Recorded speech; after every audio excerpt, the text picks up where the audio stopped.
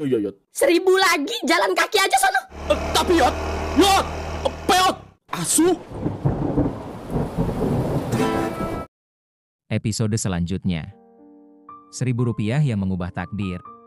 Konflik batin si Dot makin galau setelah tahu ibunya pacaran dengan Pak Budi, mantan kepala sekolah yang dia nggak suka dari dulu. Dia mulai cari cara buat menggagalkan hubungan itu, termasuk ngajak teman-temannya buat investigasi masa lalu Pak Budi. Pak Budi PDKT level dewa, Pak Budi makin rajin ke rumah Dot. Tapi tetap, tiap kali naik ojek Yot, selalu kekurangan Rp1.000. Yot mulai curiga, jangan-jangan Pak Budi emang sengaja modus biar bisa deket terus. Yot jadi viral video Yot ngusir Pak Budi gara-gara kurang Rp1.000 tersebar di medsos. Netizen terpecah dua kubu, tim Yot dan tim Pak Budi. Yot mulai panen orderan ojek, tapi jadi sering diintai wartawan. Misteri si Jojo, adik kelas yang disebut-sebut mirip ikan buntal, ternyata punya rahasia besar yang bisa mengubah segalanya. Dia mungkin anak dari Pak Budi juga? Atau malah, punya hubungan lain dengan Ibu Dot? Plot twist kocak, ternyata uang Rp1.000 yang jadi masalah dari awal. 1. Uang Rp1.000 jadi simbol kesenjangan.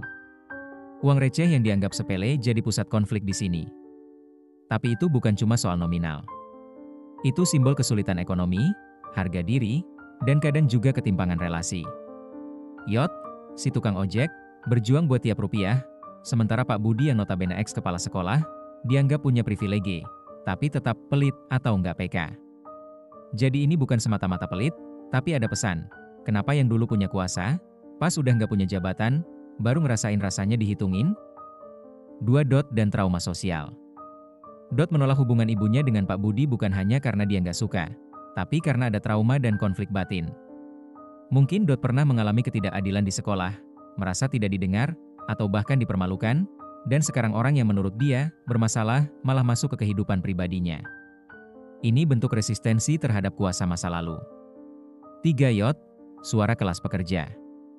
Yot mewakili mereka yang selalu disuruh sabar, ikhlas, berharap, padahal hidupnya nggak pernah berubah.